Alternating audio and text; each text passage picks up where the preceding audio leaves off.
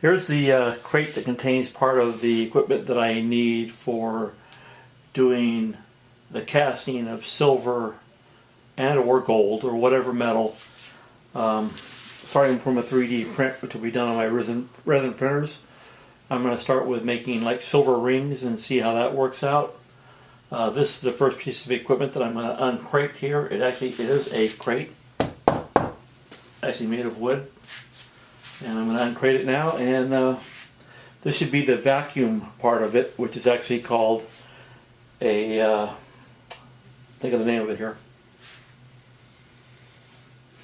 Can't remember the name. Anyway, it's like a vacuum pump. It sucks the air out of the plaster that you use for making your cast, and then you'll pour your metal into it once I have my furnace here, which is the other part that I'm waiting on. So here we go. Let's see if I can get this thing open.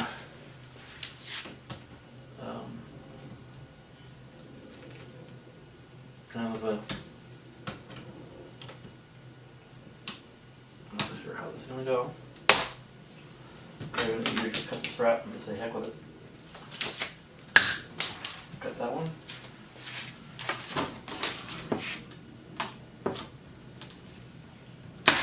That one. Okay, that's the first part. There's actually nails in this thing. Let's see, where's my hammer at? My hammer's over in the other toolbox across the garage here.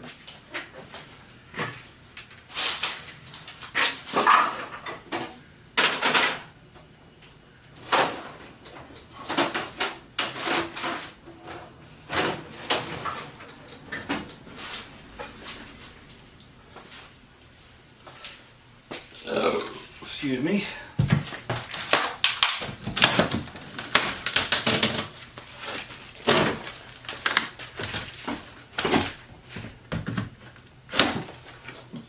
Okay, so that gets the top off. I'll be sure to remove those nails later. And let's see.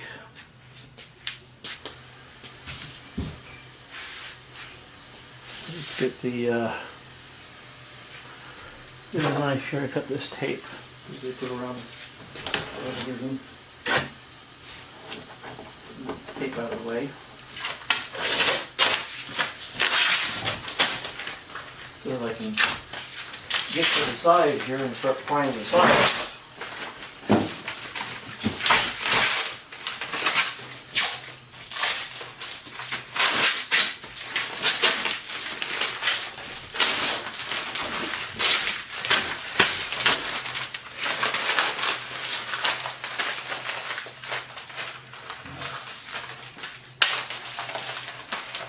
Trash can. Put it in the trash. That should take out of the way.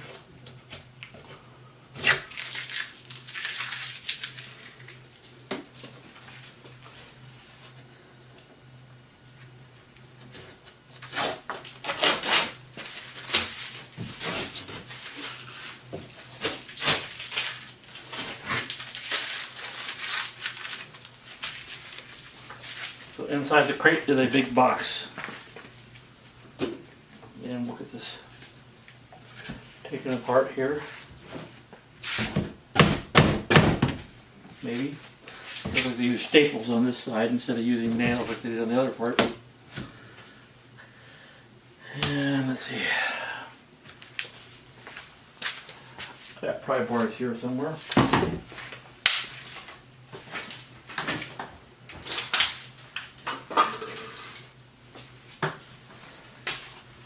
I have a pry bar here. Get it in this edge.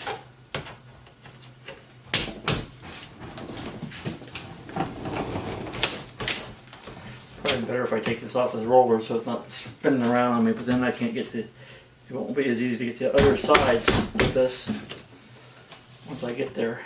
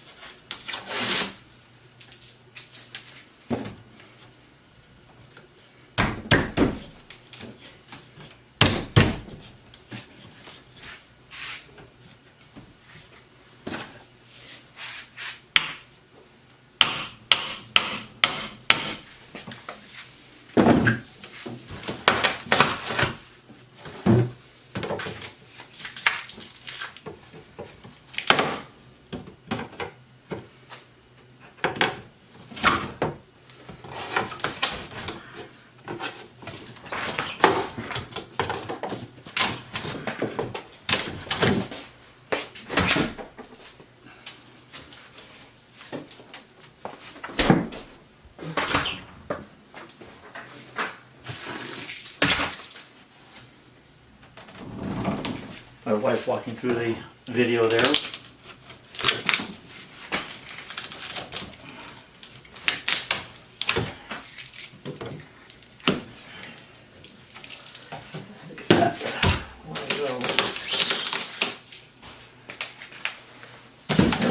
The staples now.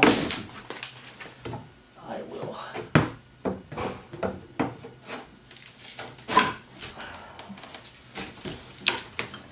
get that off. One side down.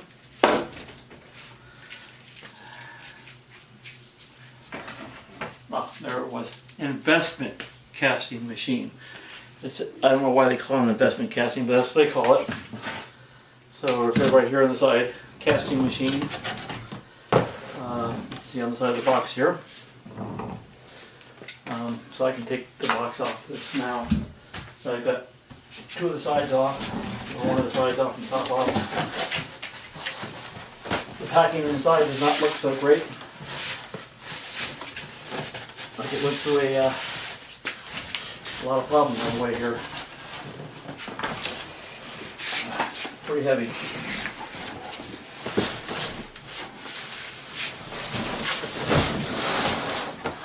All right.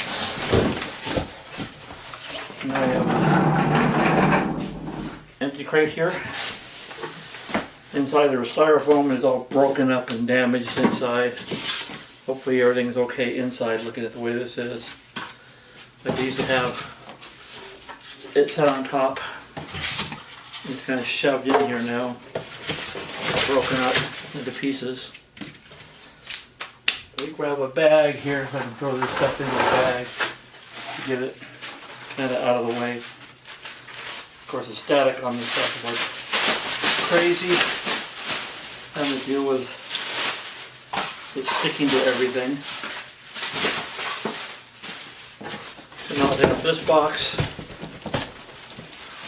try and brush some of this stuff off so it doesn't go everywhere. Make a big mess. This is the bell jar.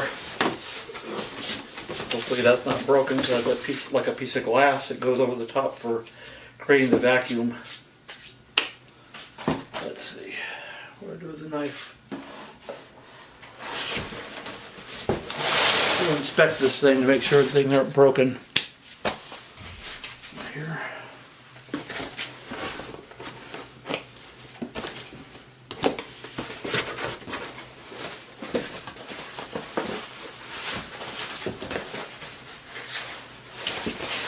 So it looks like it's intact in one piece. Like I said, it's like a piece of glass. Back off here because I have a focus otherwise. The right here is that what was in that box. Not glass, actually plastic. Fairly thick plastic, as you can tell here. Is probably like 3/8 of an inch thick. So that's that part. Put that off to the side here, out of the way.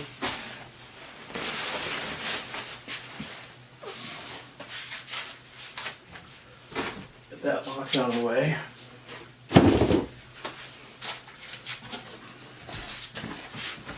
Next box, it says is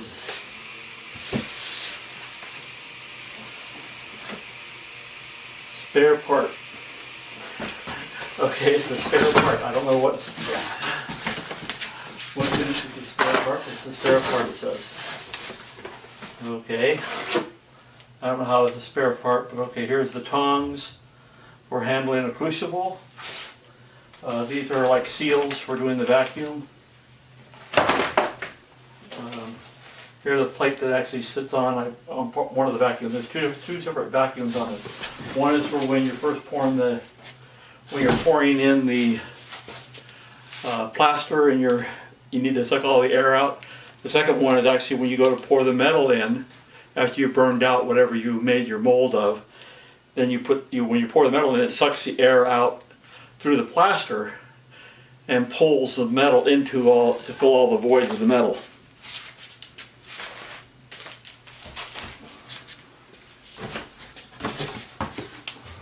That's that one. Let's see. Where'd my bag go? Right there.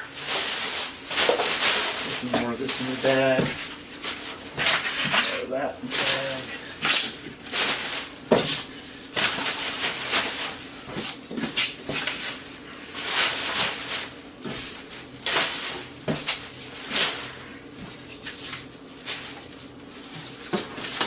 This next part's going to be the heaviest part because it's actually the vacuum pump and the main chassis unit. This thing's a huge mess with all this stuff broken inside. All this styrofoam broken. It's a huge mess right now. I don't know if I can grab this thing and lift it or not. It's pretty darn heavy.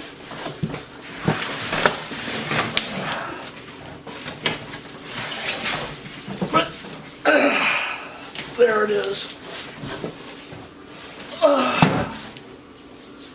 That's better than trying to take all this shit out with all this styrofoam everywhere.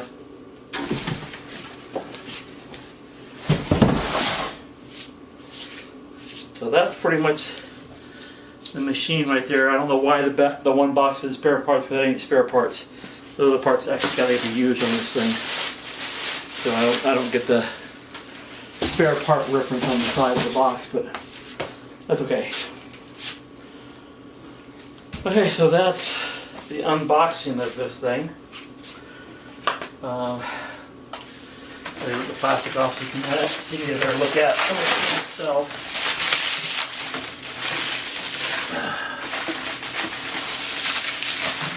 Okay.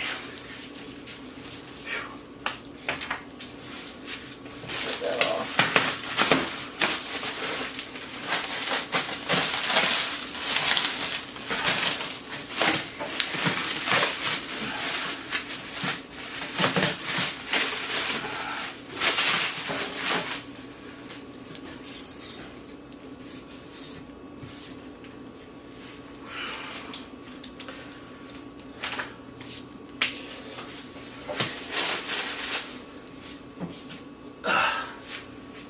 Oil all over it. Okay, I had to move, so my wife was out here again. It seems like every time I go to do a video, she seems to want to come and do something else while I'm here. So there's oil all over this, so I grabbed some paper towels, wiping it down a little bit to get that oil off. And I'll take this plastic off.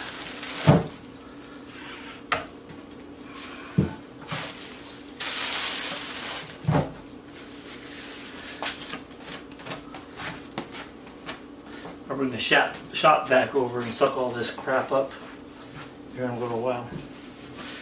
So anyway, you're kind of seeing the back of the machine there. I don't know if you can see the machine or not. But anyway, yeah, so now you can see the machine. So you can see the vacuum gauges and the on-off switch for turning the pump on and off. So basically, like this bell housing right here, this goes over like that with your plaster that has your part that you're making the mold of inside of it, and it sucks the air out to get all the air out of the plaster, so you don't end up with bubbles, and you end up with a rough finish if you have bubbles in it. So that's the idea, is to suck all the air out, get all the bubbles out of it. And the other part will go here when you have your molten metal poured in, that you're pouring into the finished mold. And then they'll suck the air through the plaster, pull air through it, and pull the metal down into your mold inside. At least that's the overall idea of it. So I think that's about it for this. Not much else to go on with it. Didn't even see any paper inside on it. No directions, anything inside the box for this thing. So I mean, I guess it's supposed to be pretty self-explanatory, but anyway, so that's where I'm at. Doing okay? Nothing in there. Nothing in there. Nothing in there. This should go on here.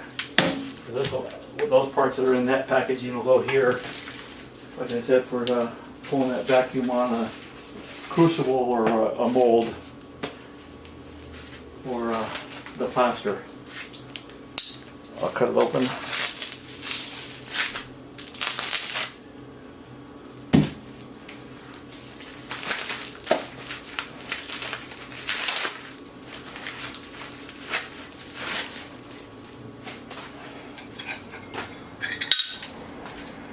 Here.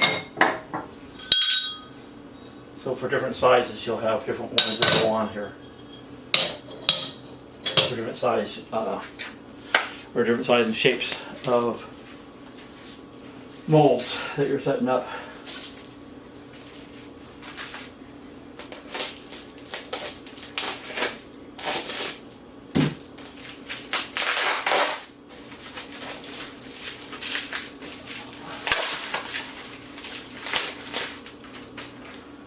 So this is actually what a mold looks like, or the holder for a mold looks like. So on the bottom you have a rubber piece that goes in. You put a sprue, which is usually made of wax, in here, and you'll put your whatever your object is welded onto that sprue, and which in my case is going to be rings. And then you put this on here, and you pour your plaster into here. And then you'll put it inside here, and you'll pull a vacuum on it, and it'll suck all the air out of it. You'll see, you can watch it bubble. It'll start, the plaster actually bubble with all the air coming out of it, and that'll pull all the air out.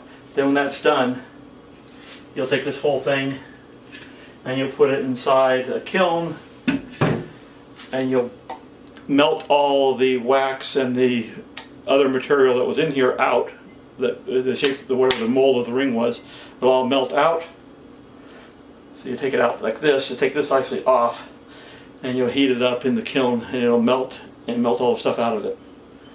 And then when that's all out of it, and you stick it on here with your plaster, and you'll turn it upside down, because that's where the sprue will be that we put in. And you'll pour your metal in here while pulling the vacuum down the other way again. And that's basically how that thing works.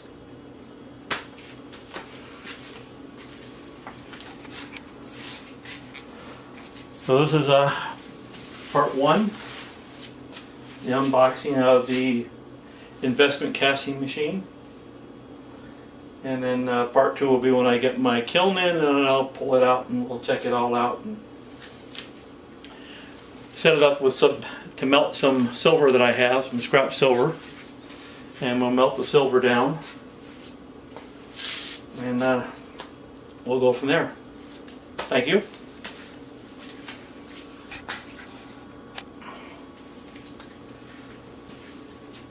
No fucking directions anywhere in this. Okay. Okay, so I'm going to talk about lost wax investment casting today. I said that I was going to do this in my Twitter channel, that I bought the equipment to do this.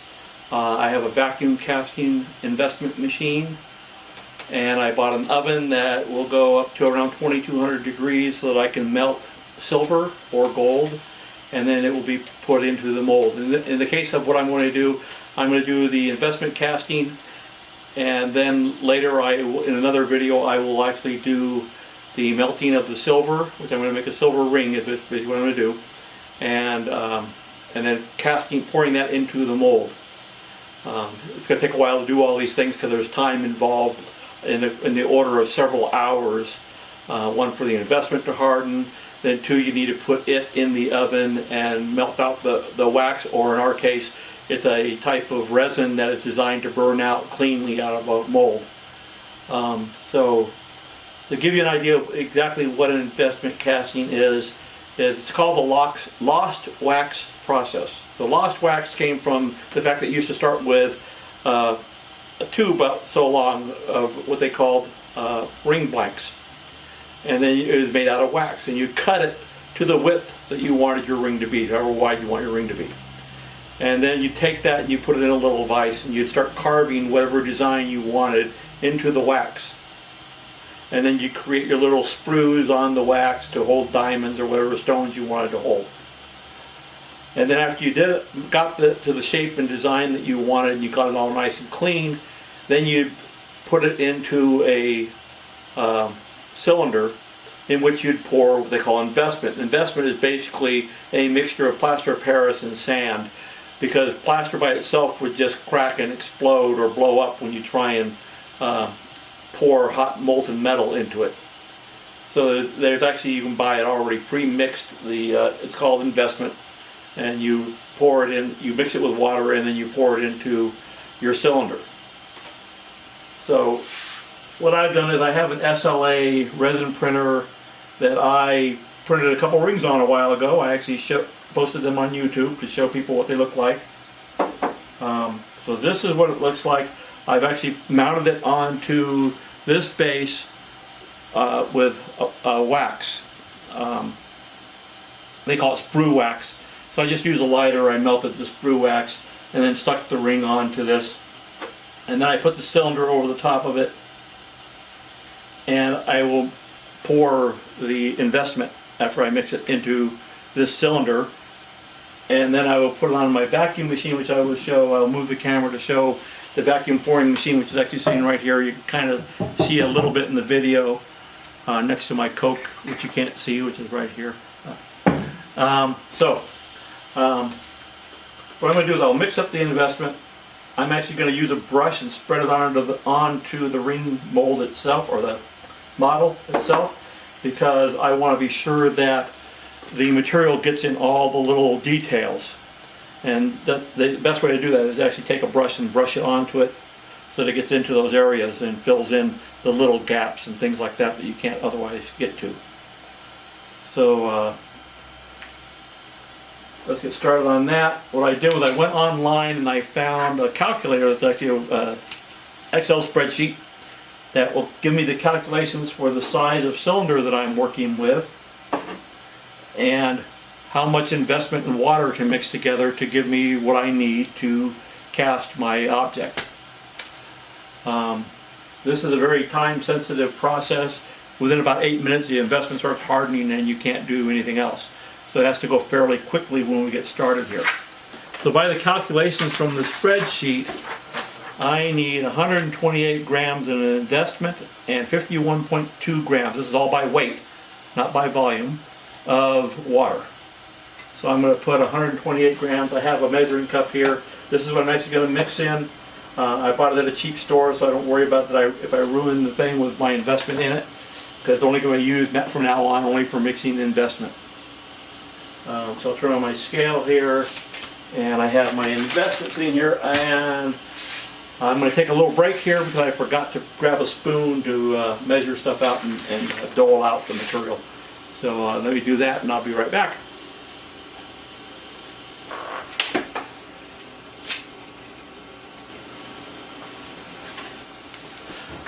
Okay, so I've returned. I have my spoon so I can dole out my material and start measuring it.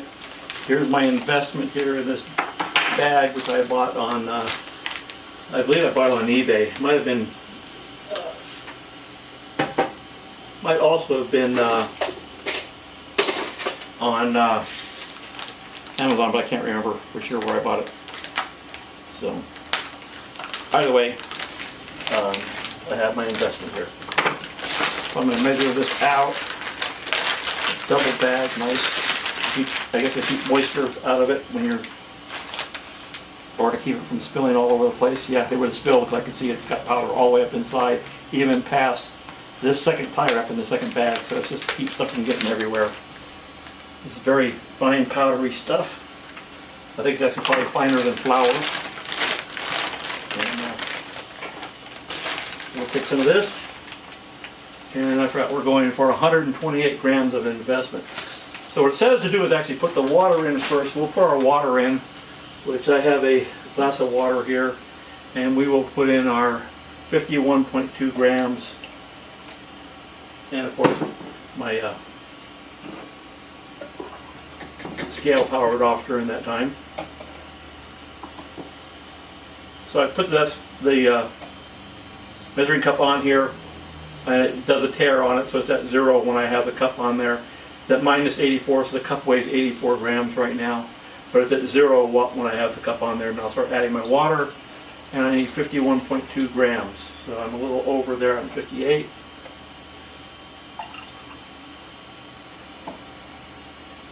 $55.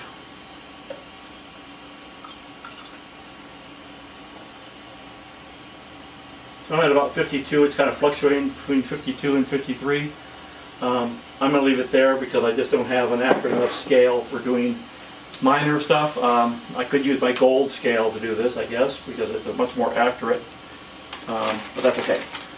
So if I add 51.2 and 128, I have 179.2. So I need so this needs to go up to about 179 grams after I add my investment in.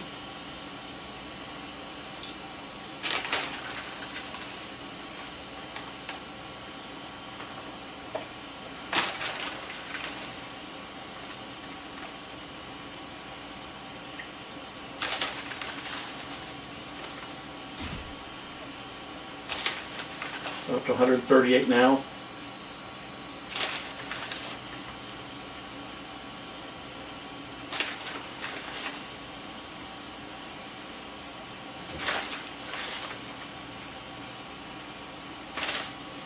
There, at 179, which is close enough for what I'm doing. I'm going to actually use the same spoon right now for mixing this, and we'll get it all mixed up here. Get this all mixed here. Get ready to go. So it should look like a runny plaster when it's done. Now the recommended way of doing this is to mix it, get it all mixed up thoroughly so you don't have any clumps in it, and then put it inside the vacuum so that it pulls out any air bubbles,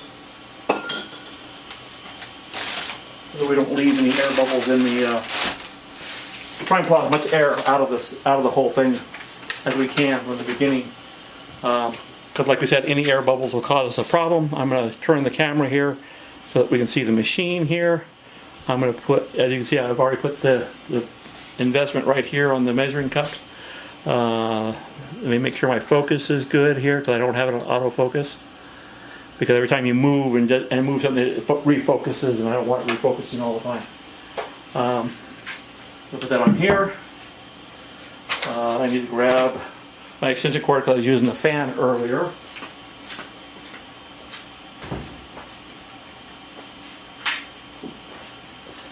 I had to pull smoke out of here because when I turned on the oven, you have to do a burn-in cycle on the oven to remove any of the production residue that's inside the oven.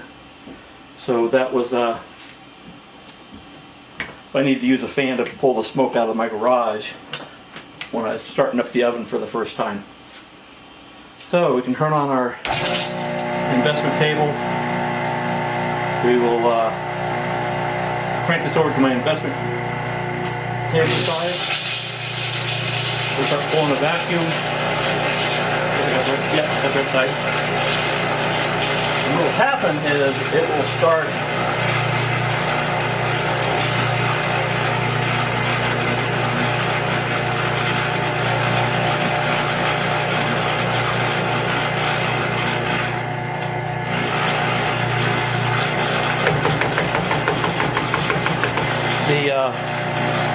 let me see if I can pull the camera and get a better shot so you can see inside it's bubbling, like it's starting to boil.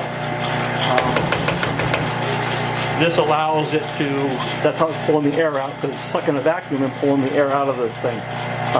So this is going to get kind of jumpy while I move the camera here. Unfortunately, I have to take it by hand to do it.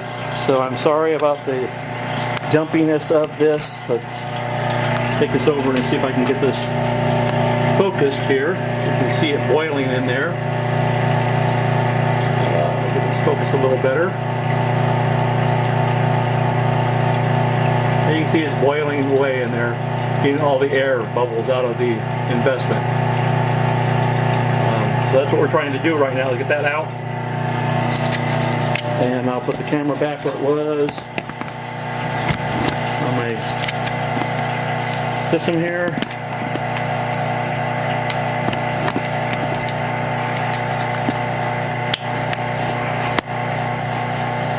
We're all set again. And I need to refocus the camera obviously again because I'm now out of focus because I moved everything. Okay, so that's what we're doing right now, is we're trying to get all the air bubbles out of this. I'll tell you should tap on it. That's why it's spring loaded here, so you can tap on it to help bring the bubbles out. And once this is all pretty much settled out,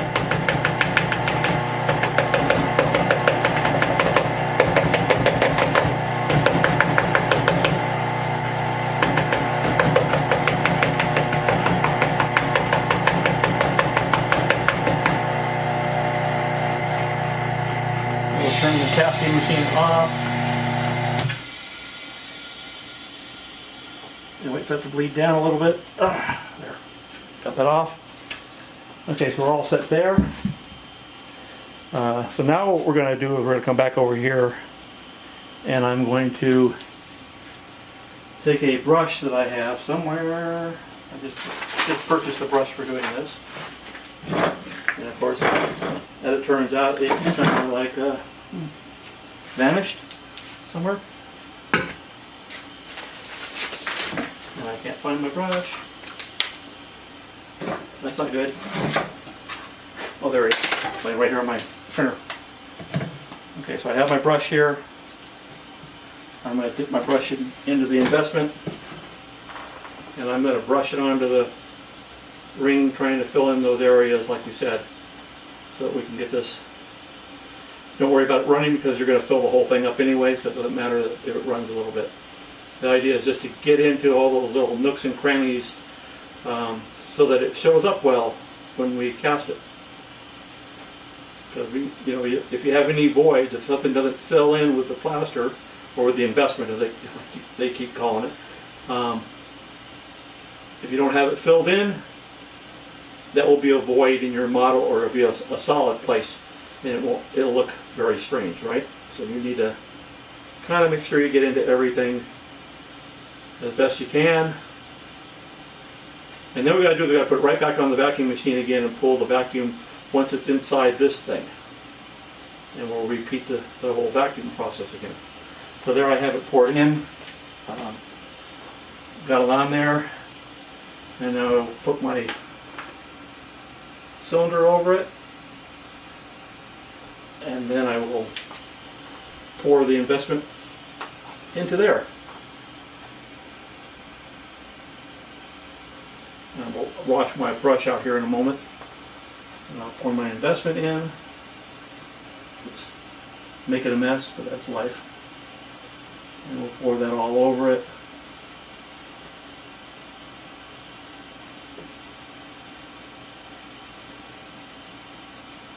And I'll use the brush to actually bring all this down and in so we get this thing filled up. Making a mess.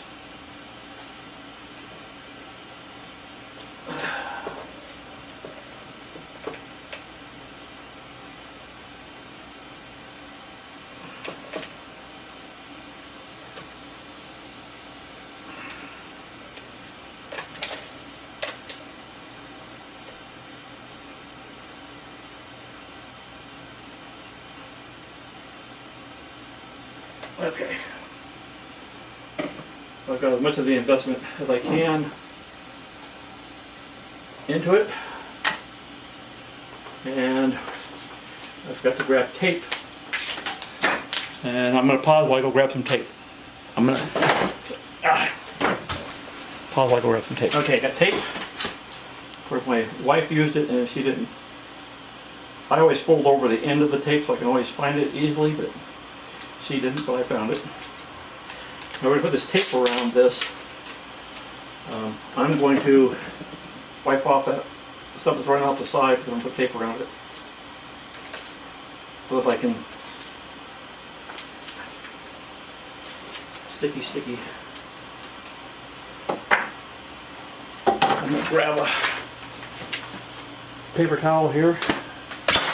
Thanks, Neil.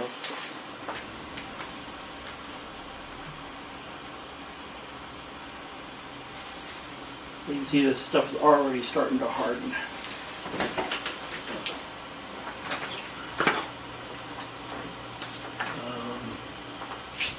The tape I just did. Put it up and around it. Put a little bit high because this stuff is going to splash when it bubbles, so I want to try and keep that from creating so much. And I'll put it back in the same place on the table as we did before. And vacuum it like we did before. Move the camera a little bit. And we'll vacuum this one again like we did before.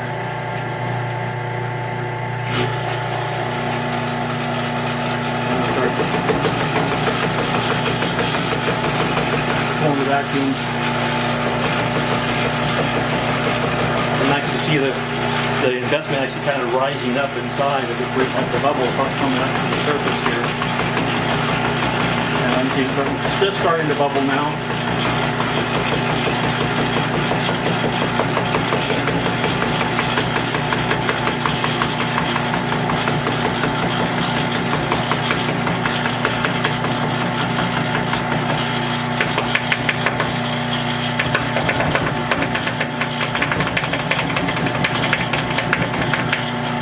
I can't even lift this off because of the vacuum on it.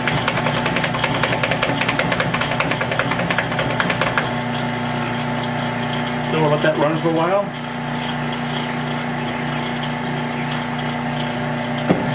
Want all the air out.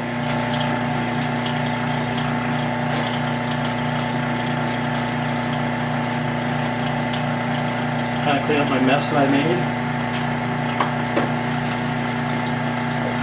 Investment everywhere. I'm mixing it, and pouring it, and swapping it. There. So that gets that all cleaned up. And while that's running, I will clean my other stuff up here so I don't end up with a hardened mess. Clean my brush and my measuring cup up. Like being in the garage, here I actually have a sink in the garage where I can clean stuff readily.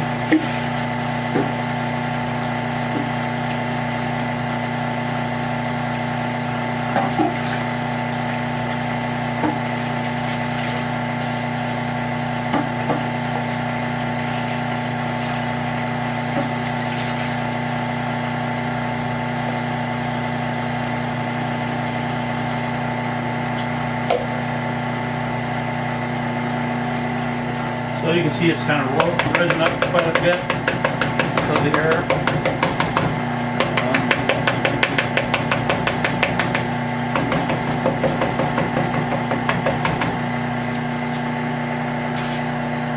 I got it drawn down to about minus 28, and I believe that's in bars. Oh, no, 28 AC, yeah, it usually is in bar, yeah, bar. So it's 1,000 bar. So almost minus 1,000 on that. So the red scale on the inside, which says bar 1 times kPa, whatever that is. But in what do they call it, inches of mercury, it would be about minus 28 inches of mercury on pressure scale. So yeah, there's going to be a little bit of time here. Bring all the air out.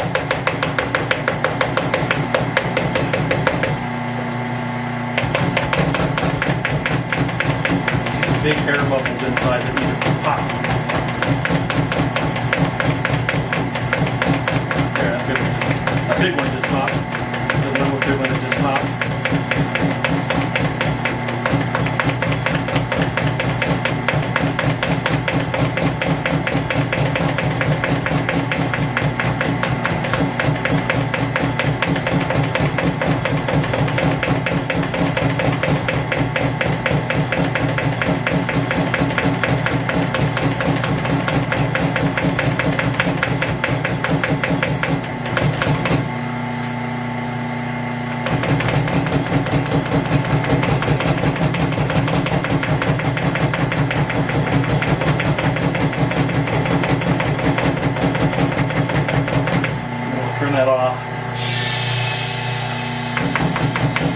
pressure,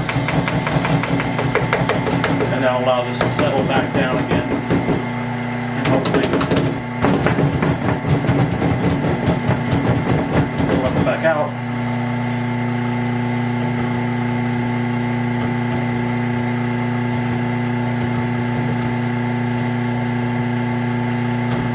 I see a big bubble right there, but there it is, popped.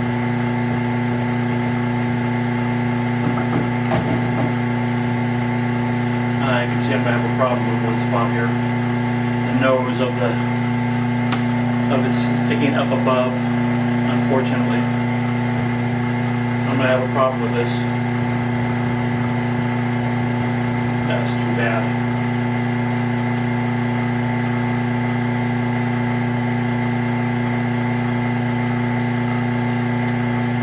Yeah.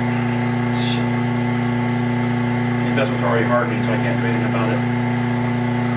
Shoot. I may have to just destroy this investment and recast the whole thing because it kind of sunk down a little bit, and so the tip of the nose of the dire wolf is sticking above the surface, and that sucks. It was a bad cast, so I'm gonna have to throw it away when I'm done. Instead of can't use it. We'll try again. So I'll restart this whole thing over again in a little while. So what I decided to do is I mixed up a little bit of investment and I poured them on top. I'm going to remove whatever air is inside that little bit of investment that I mixed up. I don't know how well this is going to work as far as how well the investment bonds to itself. I have no idea.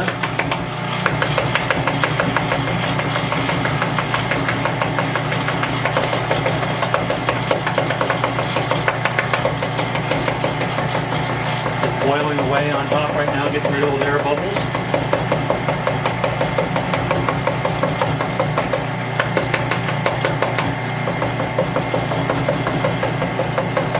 And I'll let that run for a little bit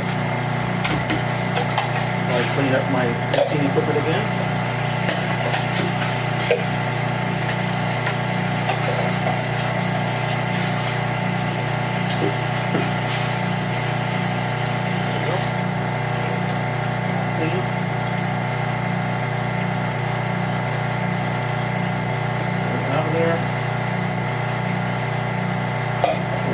For next time that I go to do this. You see it splattering everywhere as it boils here, getting the air out. I don't know if you can see the splatters appearing all over that plastic dome. There's splatters all over it now as it bubbles and boils. And I'm gonna let that go now. Bring the air pressure back to normal. And turn off the machine, and we'll let that now harden, and that'll take care of that part. And I'm going to clean this out, get all the mixing out. So that's it for as far as the investment, what they call investment. It's not casting yet. Casting will be in a minute when I do after I burn out the wax and I melt the silver. So right over here. As we move the camera over, you can see my oven there. It's right now running at about 500 degrees F. Right here, a very tiny oven. As you can see, there's my hand in the picture, and it's very small. It's really a small oven, but it doesn't need to be very big. It gets to 2,200 degrees Fahrenheit. I've got a crucible for melting the silver in, which is made out of graphite. It's right here. This will do about 1 kilo of gold if I was doing gold or silver, and we're doing silver. So the plan here is I am going to melt the silver first. Okay, I only have one oven. And once I get this up to temperature for the oven, oh nice. There is a open valve somewhere. which is losing my oil. Great. So the bottom of the thing is open and it's leaking oil everywhere. Great, that's wonderful. Anyway, so that's that for now. I'm going to fix my oil leak problem, which obviously I need to fix, and add more oil, obviously. And that's it for now. Until so a couple of hours passed for the mold to harden.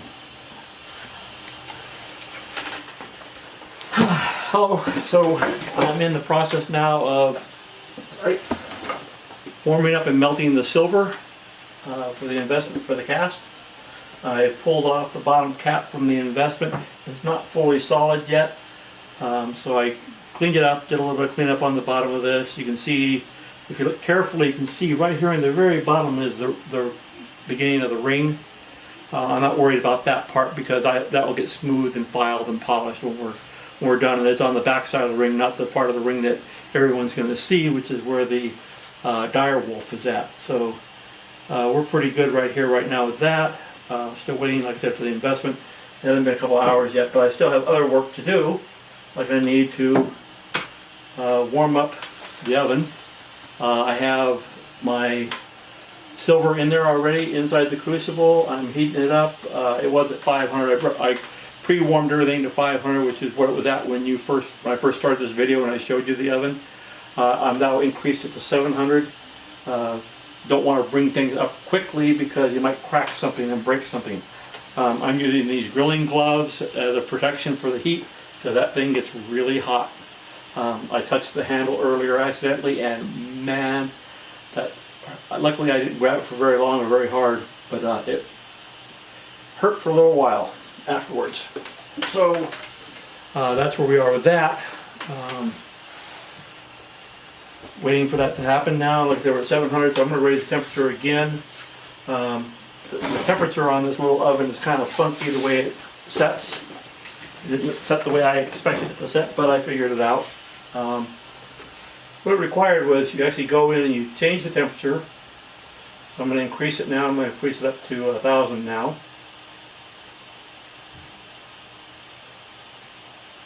And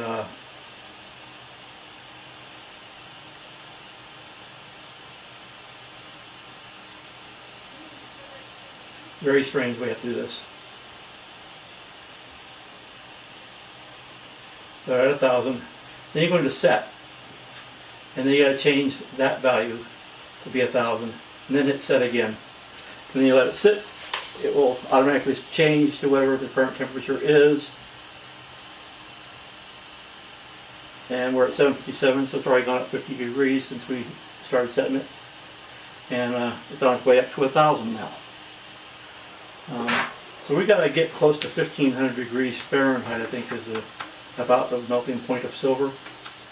So this stuff here, I don't know if you can see it very well in the video or not. This is sprue wax. This is the wax that's used for mounting your rings or whatever.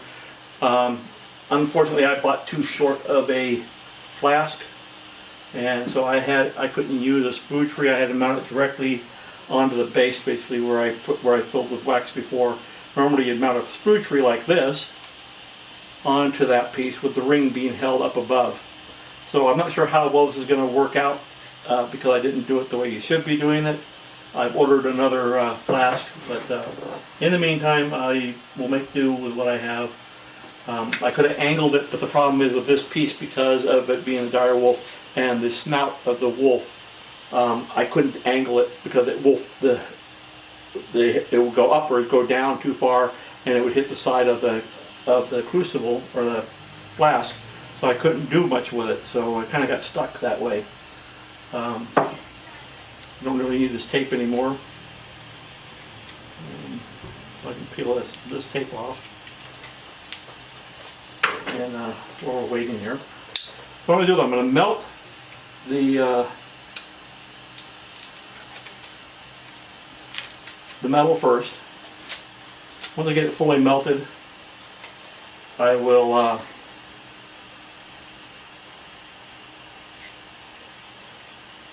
turn down the temperature, take the flask out and set it aside. I got to get a piece of a brick or a rock or something to set the crucible on, because it's going to be super hot and I won't be able to put it anywhere. Can't put it on a tabletop bench because it'll just cause it to burst into flame or it'll burn. Because it'll be at 1500 to 2000 degrees Fahrenheit. I'm going to take a look inside and see how our metal is doing. Put my gloves back on here. You can see my investment is set here. I don't know what's going to happen with this piece that I added on. This is, since I'm unfamiliar with doing this, this is my first time doing investment casting of any kind. I don't know what's going to happen. So hopefully it works. We'll see. It's all part of the learning process, and obviously you're going to learn along with me how well things work out. So let's take a look inside here and see if we're melting yet. Because we're at 1000 degrees now. I don't know if it's starting to become plastic, basically not really liquid yet. So we're putting out some smoke here. I have some graphite stirring rods here somewhere, right here. So I can use this to kind of poke it and see what's going on. Still pretty solid right now. But like I said, I don't want to bring the temperature up too quickly. I just don't want to I want to make sure I don't break anything. Since I'm, like I said, unfamiliar with what's going on. So now I will bring this temperature up to 1500 degrees now. And see what happens. It should start becoming molten at some point here. And we'll go up one, move over one. Doesn't matter which way I go with that, it's either up or down, it doesn't matter. And there's 1500. And I'll hit set. And we'll, as you see, output is flashing now, showing that I'm changing. And in a moment it will show us our current temperature, that we're already up 75 degrees, over 1000 already, so we're almost to 1100 degrees.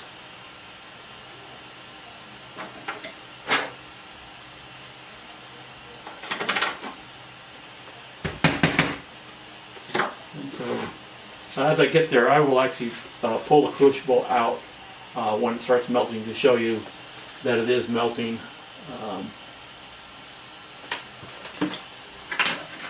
Here's my pliers for handling the flask, so I can pull it out. Don't really need that in the way right now.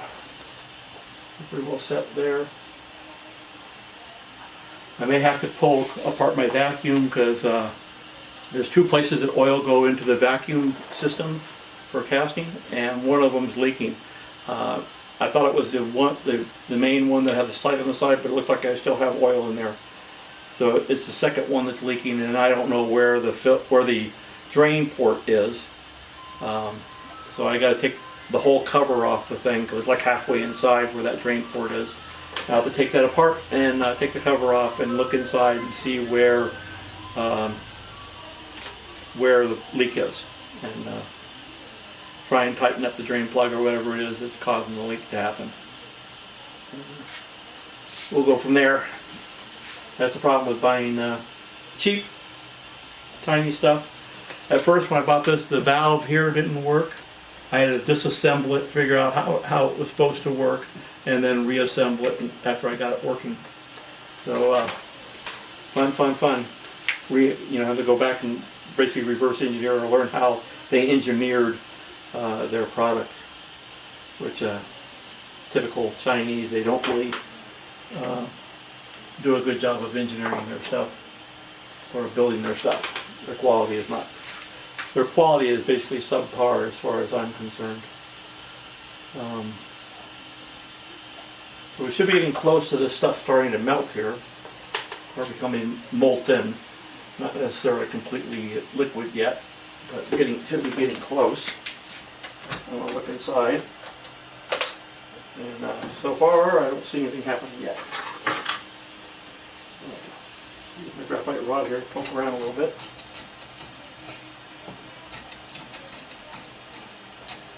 Not yet. So raise it a little bit higher temperature. That was my Coke I just knocked down. Luckily it was nearly empty. Pass it back down.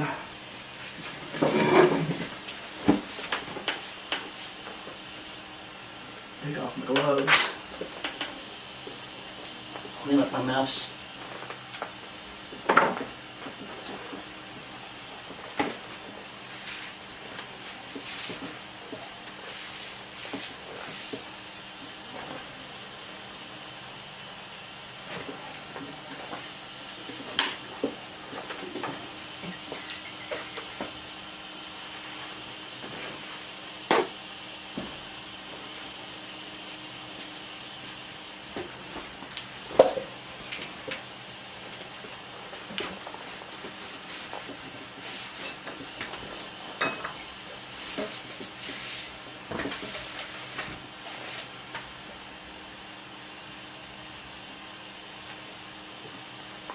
One of the advantages now to being in my garage is that right next to me is my refrigerator, which you can't see in the video. And inside there is my beer and such things as that. So my liquid libations. There's also water in there too, but you know, that's, who cares about that stuff? Got that cleaned up. And most of it, nope, not all of it yet. Maybe a little more.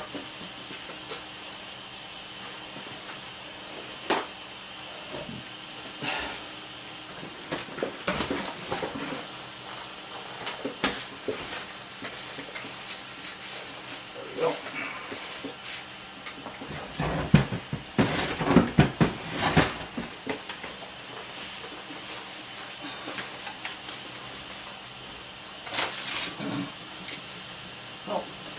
I put my rings down. So this is a smaller version of that same ring, which I may do if this doesn't work out. I may do it again with that one. I also have another ring that I've already mounted a sprue onto. Like I said, I've ordered another flask. I ordered a 4-inch instead of a 2-inch. So when I get the other one, that can happen too. So you can see this, I've mounted the sprue on that ring already.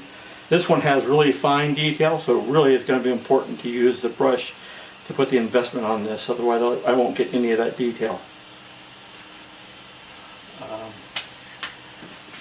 And hopefully I've ordered the upgrade for my resin printer. Give me a higher resolution XY. Currently the resolution is a little short on details for X and Y. But they have an upgrade coming. I did on Kickstarter. I invested in that with like $150 to have the new electronics board, the new display, and stuff like that, so that I can get a higher resolution, and that way I get a better XY. I'm trying to remember. I think the Z on this is 50 micron currently. So the Z works pretty well. It's pretty accurate, does a decent job. For a cheap printer, I think it actually does a really good job for being as cheap as this printer was. You know, when you're talking like $250, $270 for the whole thing, including resin, that's pretty darn cheap. So yeah, I'm going to set it at 1500 for a little while just to make sure I'm not fooling myself about melting this. So as this gets warmer, I won't be able to get as close. And so this is the holder for holding these graphite rods. So you put it in here and you tighten the screw down. And that allows you to get in there without having to get too close with your hands. You can stir the material around. I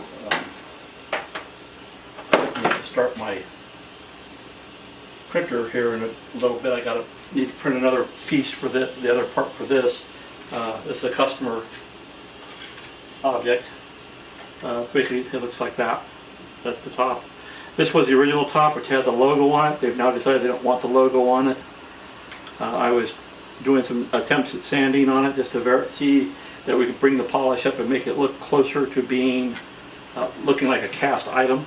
The bottom looks that way because of the print bed on the Prusa being a nice smooth print bed. It gives a nice smooth bottom finish. The new top is perfectly flat with no logo in it. This one had a step in it, so I couldn't print it flat, so you have all the layer lines going vertically through this thing. And then also it caused some problems with the logo, obviously, because printing vertical, any fill or any support material under the logo would cause it to fill up, and it was a real problem. So they decided they don't want to do anything with the logo right on that. And so I have my Prusa all warmed up here, and I'm ready to begin printing that. While I'm waiting for this, and that should be that part.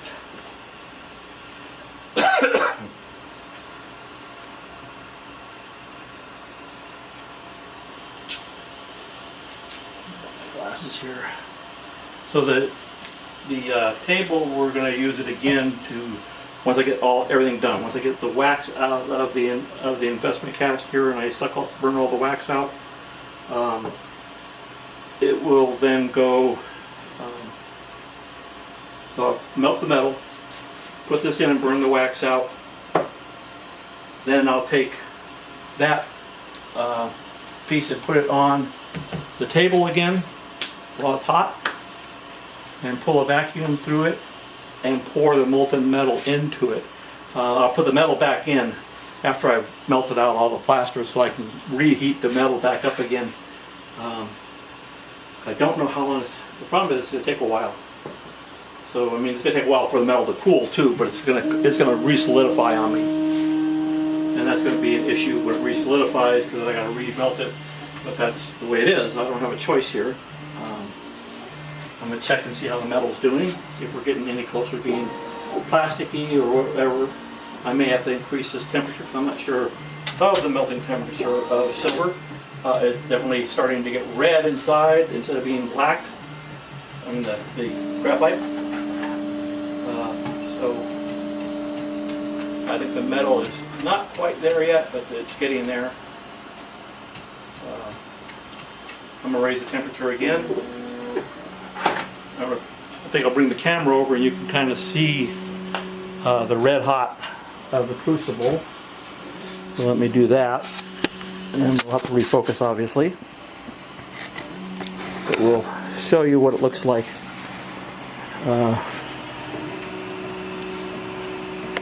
You can see the red glow now inside there at 1500 degrees. That should be in focus now. You can see it's pretty hot. The metal is still metal. It's not changed shape yet. It's not really plasticky yet, so I'm going to increase the temperature, and we'll see how that goes from there after I increase the temperature. And it's not so interesting watching this part of it.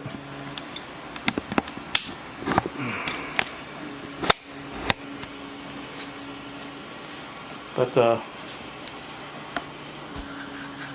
yeah, so that's where we are. Refocus.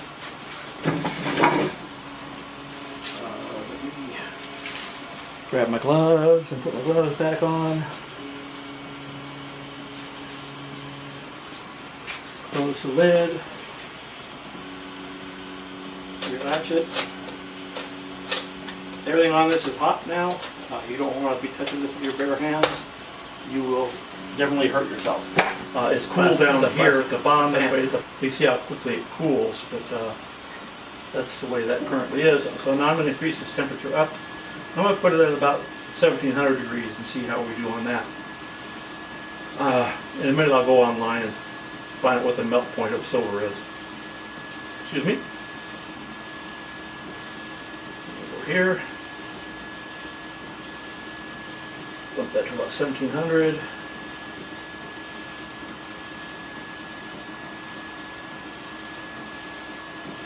Into my set. Raise that. Go over one.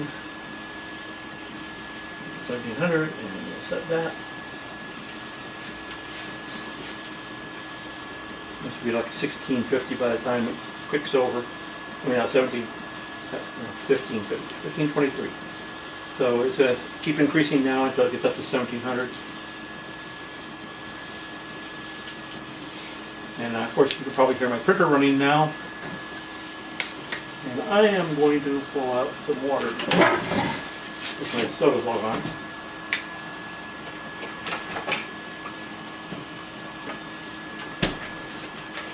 Not sure how well you can see it, but you should be able to read the temperature. I can't read it on the little display that's on my camera, but you'll be viewing it on a larger screen on your computer. And this is, I believe, I think this a 24 megapixel camera, so it should have plenty of resolution for this.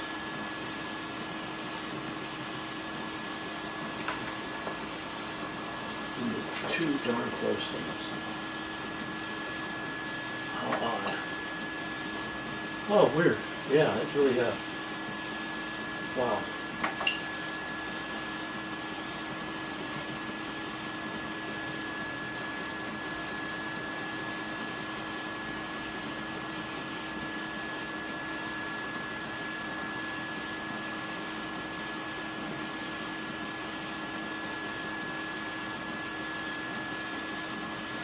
Unfortunately, my fluids are just screwed up on feeding my filament.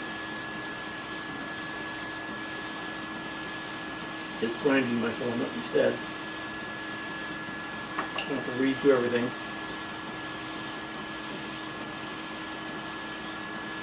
Bummer.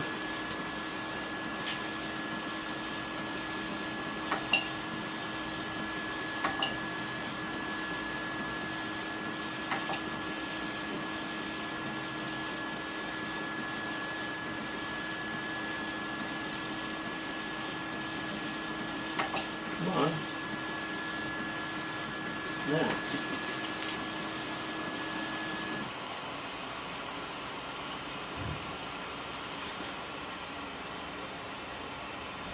Okay.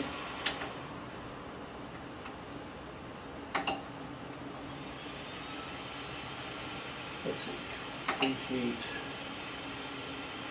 PLA again. So make sure my hot end is hot, and then I'm going to unload my filament.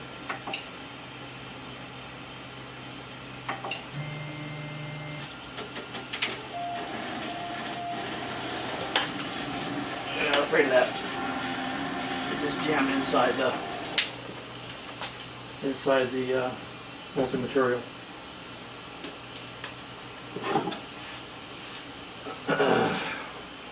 I was hoping I had it hot enough that I could get it out of there, but it must have formed a blob at the end, and now it's jammed in the hot end.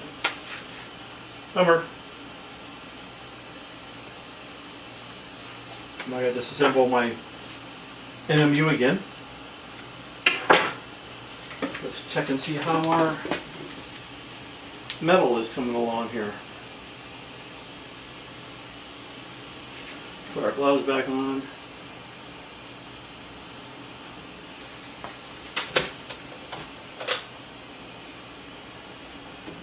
I can see it inside there. Oh yeah.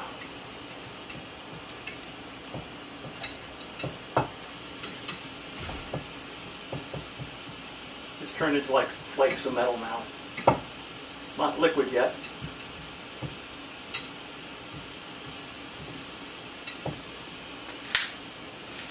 It's getting there.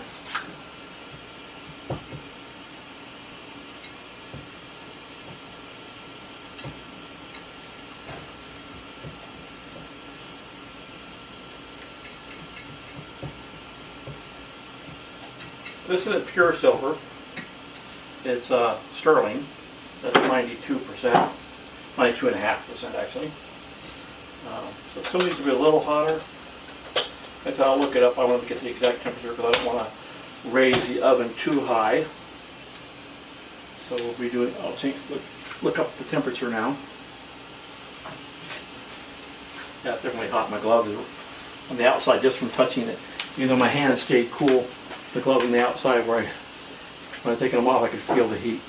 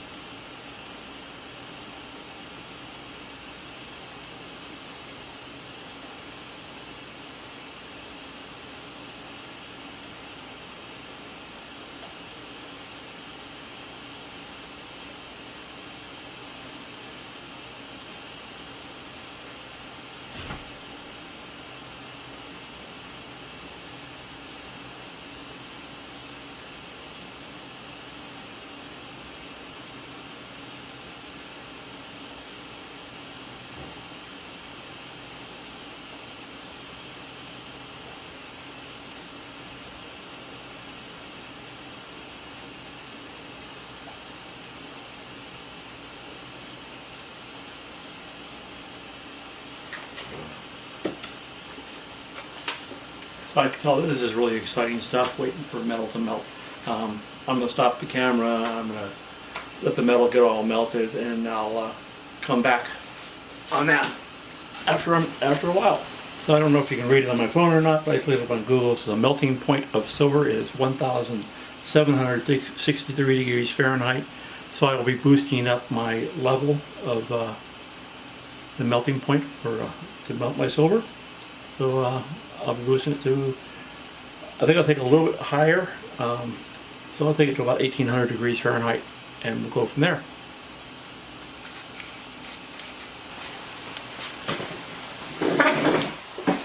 Okay, so judging by how long it takes to cool, it probably would have been better just to go ahead and wait, burn out the wax, take the whole wax piece, put it in my oven in the house after I'm in the whole cast, or the mold, basically, what it would be after I remove the wax, and put it in the oven in the house with the oven on to keep it hot. You want it warm when you pour in the metal so that you don't reduce the risk of cracking or fracturing the piece when you're pouring hot metal into something cold. So I mean, it's going to be like almost 2,000 degree hot metal being poured into something that's basically 70 degrees would probably crack the part. At least I think it would.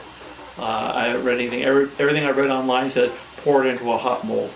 Well, you don't get it hotter than 500 because it will basically destroy the investment, the material that the cast is made from. So you can't go past a certain temperature. Once you start getting around 700 or so, it starts destroying the material according to what I've read online. So just to be safe, we're going to sit here and have to wait now. And then in a little while, what I'll do is, once it gets to 500, I will turn on the oven in the house and get the oven going and see where we go from there. I think I might open up the oven here and let the heat out that way too to help cool it down maybe a little bit faster and keep it sealed up. So I'm going to open the lid here, obviously without using my gloves.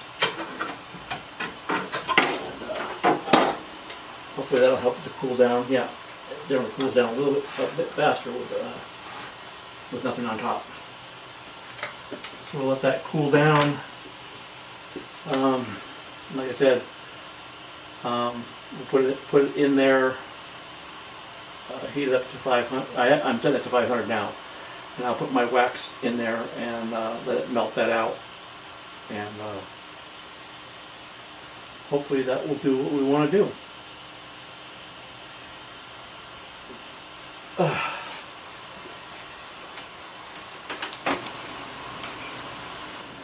Alright, so I have the investment with our basically our cast inside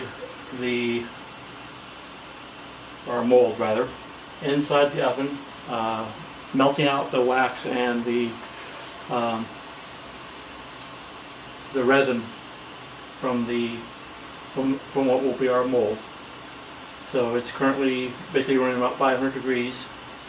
We're burning it out. It'll take a couple of hours for this, so not much to watch for 2 hours. So I'm going to again stop the camera, but I just want to let you know where we were in the process. Like I said, hopefully where I poured the second load of investment on top of the other one, it doesn't cause a problem. We'll see. Like I said, it's my first time doing this, so if it works, great. And if it doesn't, well, it sucks. But I have another one. I have another ring I can put together. It's a little bit smaller. I made it smaller on purpose to be more of a woman's size. But you know, put that on and cast this one instead if it doesn't work out. But I'll do that when I get the longer cylinder, which is a 2-inch or a 4-inch long by 2-inch diameter, and that should work much better. And I can cast it the way I really should be casting it, which is with that sprue sticking up. So we'll see how this works out. Anyway, a couple hours from now, It'll be about 6 p.m. this evening, about 4 o'clock now. So we'll see how this works out.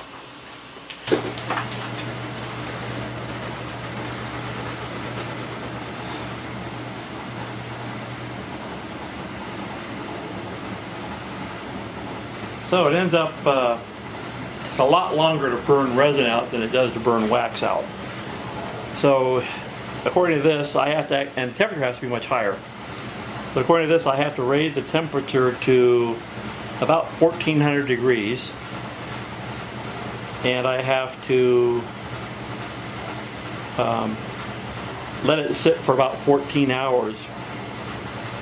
So it's not going to be ready today, it's going to be like tomorrow. This is a chart from Form Labs on their website relating to castable resins and how to burn it out. The thing that's nice about it leaves no residue, it just burns out as a gas. So we'll see how that works out, and it'll be a long time. So tomorrow I have to work, so it'll be a different day tomorrow night sometime when I come home. Okay, so this is the silver that I melted. It was a candlestick. It was a piece of scrap that was all dinged and dented and tore up. We bought it for like $23, I think we paid for it. So we'll see. I haven't weighed it to see how much actual silver is. You can see where I polished it in one spot to kind of show that it will shine up. So this will get remelted again after our investment. All our stuff is burned out of it. So I'll turn off the oven probably in the morning and let it cool. And it should be done by then. And we'll see what happens at that point.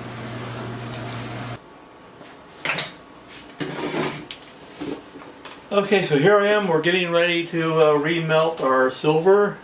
I have the mold of the ring inside the plaster cast mold of the ring inside the oven in my house, getting heated up, getting ready.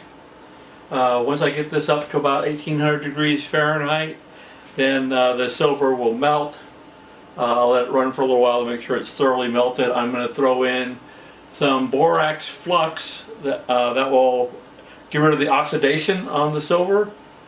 And then when that's done, I will pour it into the mold, which I will change the camera position over to the vacuum table so that you can see me pour the metal and you can see it, and I'll be pulling a vacuum as it's doing after it does that, after I pour it. So that should be about 15-20 minutes, maybe longer, maybe an hour or so before we're ready here. But I thought I'd go ahead and give you a preview. Right now at 421, I'm slowly bringing the oven, the little furnace here, which melts my silver, up to temperature. And like I said, the one in the house is already warming up, getting the plaster mold ready. It's actually not called plaster in the jewelry world, it's called investment because it's really a mixture of plaster and sand or something like that in order to be able to handle the extreme temperatures of molten metal. Because regular plaster would just explode on you when you pour liquid molten metal into it. So, okay, so I'm going to stop the camera here, and when I get everything up to temperature, I'll turn everything back on, and we'll get ready to show the hopefully the final setup here. After I pour the metal, I let it cool for about 2 hours after I pour it, and then dunk it in water to quench it. And in that process of dunking it in the water, the investment falls apart because of the extreme heat and the cold and the water temperature. So that's coming after a few minutes or a couple hours. Anyway, thank you, and I'll be back. And I got the furnace all heated up to 1800 degrees. I've checked the metal is molten now, so it's ready. I'm getting ready to throw in a little bit of the borax flux. This is a Pro Craft borax flux. Yeah, I don't know why I have a hard time saying that. So let's see, looks like it's got a tape seal on it. We'll remove the seal here and get inside.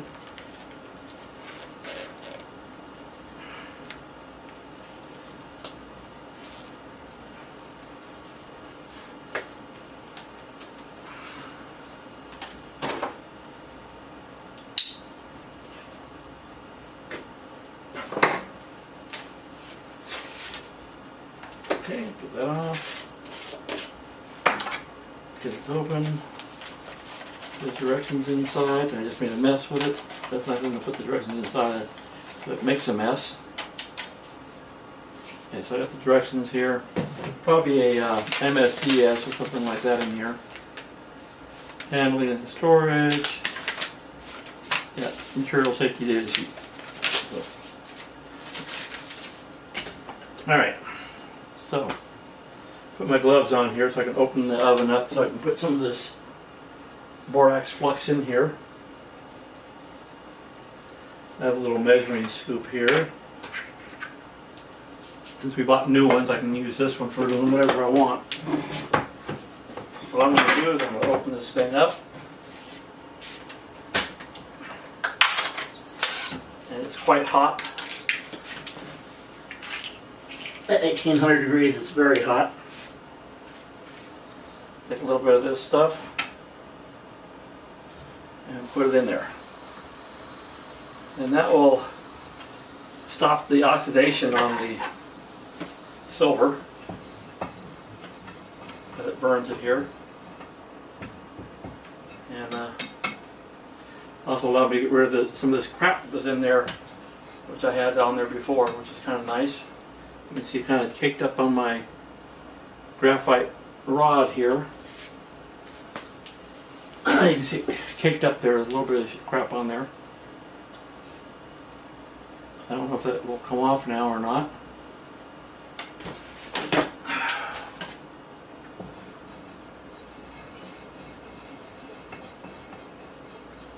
It's definitely very molten in there right now.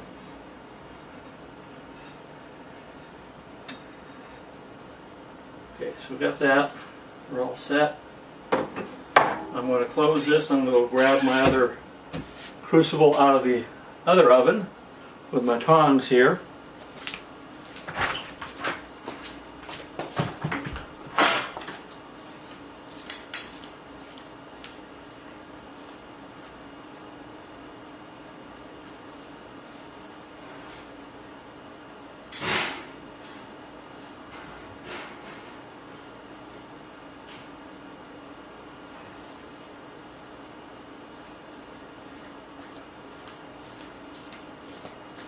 Alright, so I got my crucible here.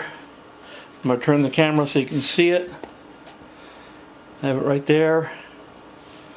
It's just that focus a little bit, to get a little bit better focus maybe.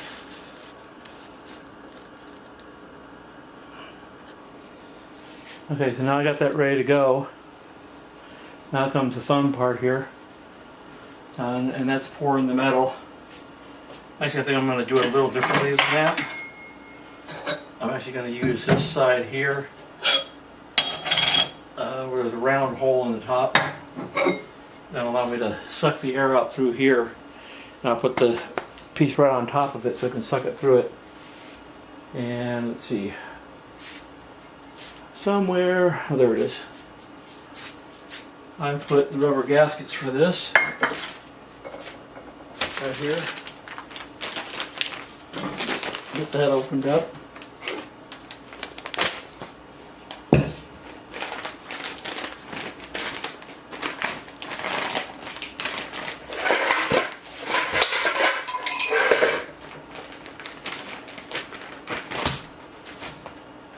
I don't know which one's which.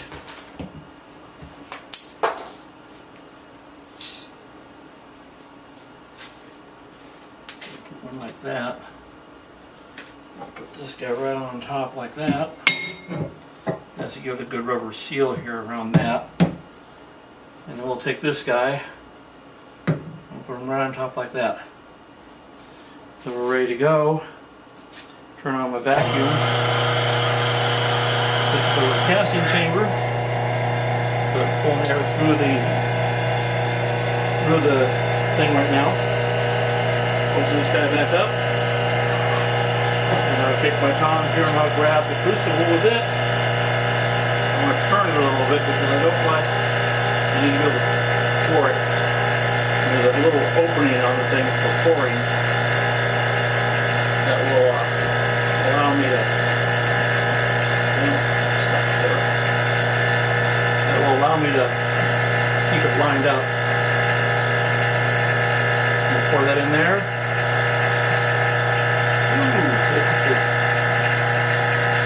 Didn't pour in nice. That didn't work out so good. It cooled too fast. I need to have it higher than 1800 degrees, obviously. That's a problem. Unexpected.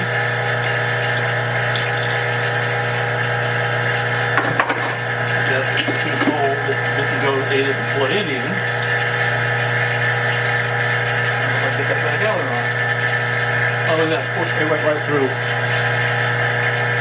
It did go in. I don't know how well it went in. But it went in. We'll see how that works out. Did better than I thought it did.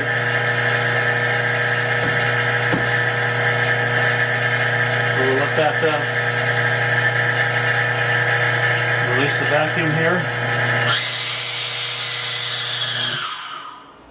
And we'll shut her down. So what we should have, this thing should be really hot now. Then you let this cool for a couple of hours. You can see it actually went through and it cracked out the bottom of the investment. Hopefully it held the shape long enough for me to do this. We'll see what happens. Like I said, my flask here was a little too short, and that was a problem. I bought a new flask, so I am ready for the next time. And I've also got another version of the same ring right here, so I can do it all over again. And I can remelt the silver, that's not an issue. I just have to wait the same amount of time and do this all over again, remix my investment, redo the stuff. You let that cool for a couple of hours, and then we'll dunk it in cold water, and that should shatter out the rest of the investment, and we can see how it turned out for my first attempt at doing this. And if it doesn't come out very good, I'll do it again, and I'll show you the whole process until I get it right. And that's about it for now. Okay, so I dunked it in the water. I removed most of the investment. So there's a couple of problems because when I did the flask, it was too small, and what I did was I poured some more investment on top by putting tape around it to build up. And you can see where the two pieces met. It left a line here of where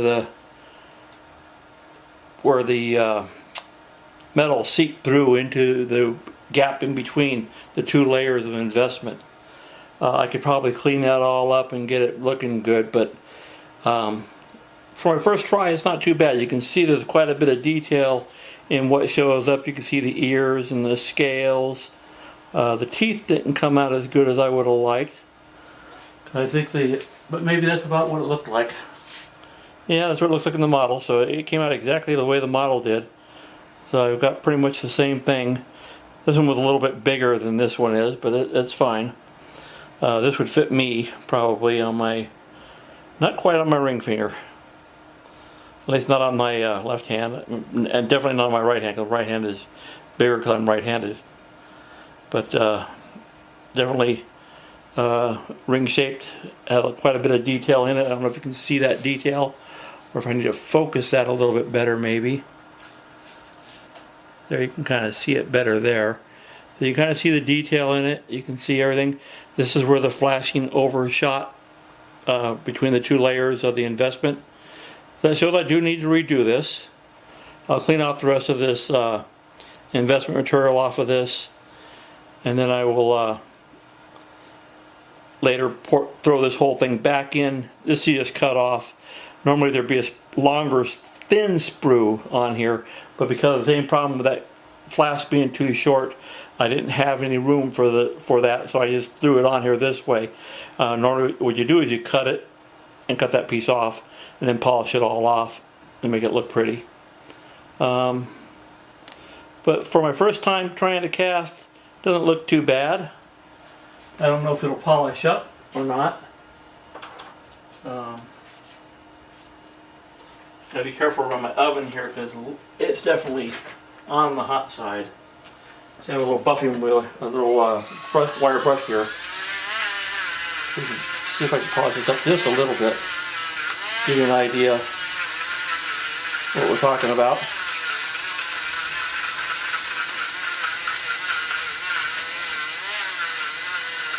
So hopefully you get enough time to see this. I kind of cleaned up and polished one side just to kind of show you what we're looking for or what we're trying to get here. So you can kind of see it there. You see it's shiny now, or somewhat shiny. Take a little more polishing and work, but you can see where I had the problem here with the investment again.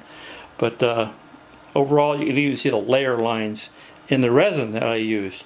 And considering that it's 50 micron layers, it's still showing up those little 50 micron layers in the resin.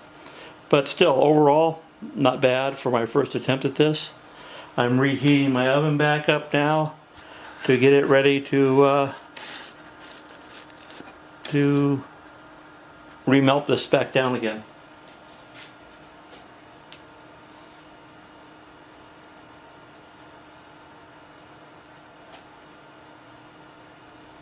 So let me throw this in. Now that it should be hot enough. And remelt it. Oh, no, not yet. I gotta get this other, the investment that's on the inside here where it's hollow, I gotta get that out of there. I don't want that going into my crucible or in with the rest of the metal. Get all this out of there.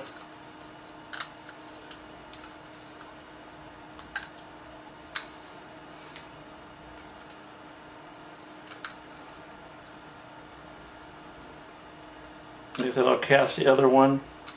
I'll do it tomorrow. I don't have time tonight because I have to go to work tomorrow. So we're very close though. It really came out.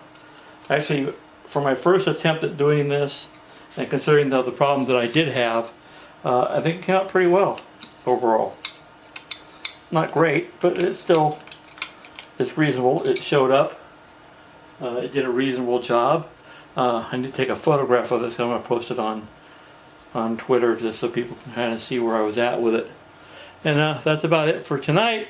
So I'll go back